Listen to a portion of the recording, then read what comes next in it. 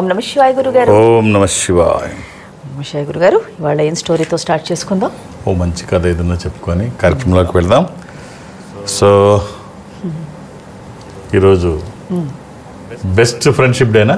నిన్న ఇవాళ నిన్న మరి ఇవాళ దానికి సంబంధించిన కథ చెప్పుకుందాం, ఏదైనా చెప్పుకుందాం.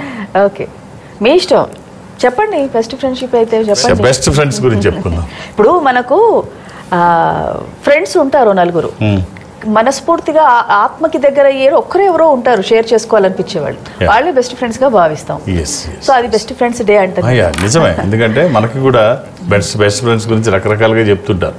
కొడుకు నా పెళ్లికి వీళ్ళందరినీ పిల్లాను 200 లిస్ట్ ఇచ్చాడంట తండ్రికి. ఇస్తే తండ్రి అలాగే పిలుస్తాను అని చెప్తే ఒక 5-6 వచ్చారంట. ఏంటి 200 లిస్ట్ ఇచ్చానన్న ఇంతమంది 5-6 వచ్చారు, ఏంటి సంగతి అంటే, ఏం లేదురా, నీకు కావాల్సిన ఫ్రెండ్స్ని పిలుద్దాం అనుకున్నాను, నీకు ఆపదలో ఉన్నావు, డబ్బు అవసరం ఉందని చెప్పి నేను ఇచ్చిన లిస్ట్ అందరికీ ఫోన్ చేస్తే వచ్చిన వాళ్ళు 200 మందిలో వీళ్ళే నీకు ఉపయోగపడే. సో అలాగా మనం కొంచెం మన పురాణాల్లోకి వెళ్ళి మాట్లాడుకుందాం. ఒక ముసలామె పాపం ఆకలితో 3-4 రోజులు ఆహారం లేక చాలా బాధపడుతుంది. భిక్షాటన చేసుకొని జీవిస్తుంది.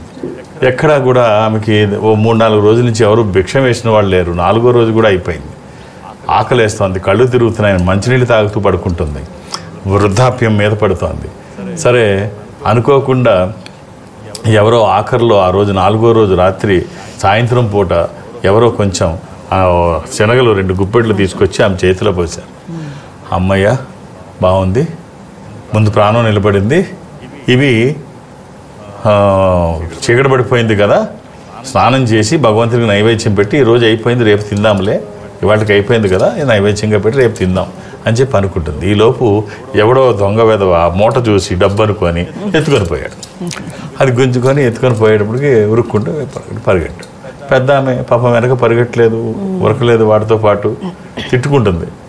ఎవడో చేద్దే 5 రోజులు, వాడు 5వ రోజు అయిపోయింది, తిండి లేదు, కళ్ళు సొమ్మసిల్లిపోతున్నాయి, ఈ పరిస్థితుల్లో నా దగ్గర ఆహారం తీసుకున్న దుర్మార్గుడు ఎవడు నాశనం అయిపోతాడు, దరిద్రం అంతా వీడితోనే ఉంటుంది, ఇది ఎవడు తింటే వాడికి దరిద్రం మొత్తం, అన్ని దరిద్రాలు వాడి దగ్గరే ఉంటాయని పాపం ఉక్రోషంతో తట్టుకోలేక శాపం పెడుతుంది ముసలామె.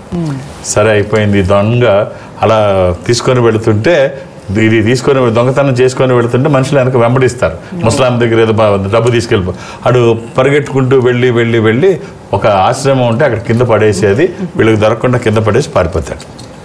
సరే అది సందీపుడు ఆశ్రమం, అంటే శ్రీకృష్ణుల వారి గురువు సందీప్ మహర్షి ఆశ్రమం. సరే గురుమాత తుడుస్తుండ ఊడుస్తుంటే క్లీన్ చేస్తుండగా ఈ పొట్లం కనిపిస్తుంది, బ్యాగ్ 2 దోశలతో శనగ, ఏదో లోపల ఏమన్నా ఉండి ఉండవచ్చు. సరే ఏంటా అని చెప్పి ఆమె తీస్తారు. సందీపుడు భార్య తీస్తుంది. గురుపత్ని తీసి చూస్తే అందులో శనగలు ఉన్నాయి. సరే అప్పుడు వీళ్ళిద్దరూ అక్కడ విద్యార్థులు, ఎవరు, మన సుధాముడును శ్రీకృష్ణుడు. కుచేలుడు అంటాం కదా, సుధాముడు శ్రీకృష్ణుడు అక్కడ సందీప్ మహర్షి ఆశ్రమంలో విద్యార్థులుగా ఉన్నారు.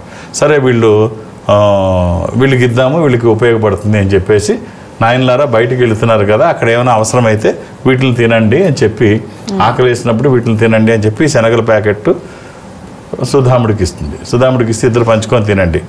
సుధాముడు చాలా మహాజ్ఞాని, కుచేలుడు చాలా మహాజ్ఞాని. సో ఒకసారి ఇది పొట్లం సడన్గా ఈ టైంలో అమ్మకి ఎలా వచ్చింది, అమ్మ దగ్గర ఇవన్నీ ఏమి ఉండవు కదా, సడన్గా పిలిచి ఇవి తినండ్రా అని చెప్పేసి ఇచ్చింది. అసలు ఇందులో ఏముందని చెప్పి చూస్తే శనగలు. సరే ఇవి ఈమె దగ్గరికి ఎలా వచ్చింది, అమ్మ దగ్గరికి ఎలా వచ్చింది చూస్తాడు, దివిదృష్టితో చూస్తాడు సుధాముడు. చూస్తే ముసలామె శాపం కనిపిస్తుంటుంది, ఇవి ఎవడు తింటాడో దరిద్రుడు అవుతాడని, నిత్య దరిద్రుడు అవుతాడు. సో అప్పుడు సుధాముడు ఈ జాగ్రత్తగా కృష్ణుడికి ఈ శనగల గురించి చెప్పకుండా మొత్తం శనగలు తనే తినేస్తాడు. మొత్తం ఒక్కటి కూడా శనగలు కృష్ణుడికి, పరమాత్ముడు తనకిస్తే దరిద్రం, తనకు వస్తే ముల్లోకాలు దరిద్రంతో తాండవిస్తాయి. సో ఆయనకి అసలు తెలియకూడదు అని చెప్పి మొత్తం సుధాముడే తినేసి, అందుకనే తర్వాత దరిద్రంలో ఉంటే శ్రీకృష్ణుడు మళ్ళీ ఆ కుచేలుని పిలిచి తను చేస్తాడు. అదంతా మళ్ళీ అది వేరే కదా. సో అంటే స్నేహం వీళ్ళిద్దరు స్నేహం ఎలాంటిది అంటే, తను పాడైపోయినా పర్వాలేదు, తన దారిద్ర్యంలో కొట్టుమిట్లాడుతున్నా పర్వాలేదు, తన స్నేహితుడికి మాత్రం ఈ దారిద్ర్యం అంటకూడదు. సో ఎంత గొప్ప గొప్ప ఇంతకంటే గొప్ప స్నేహం ఏముంటుంది.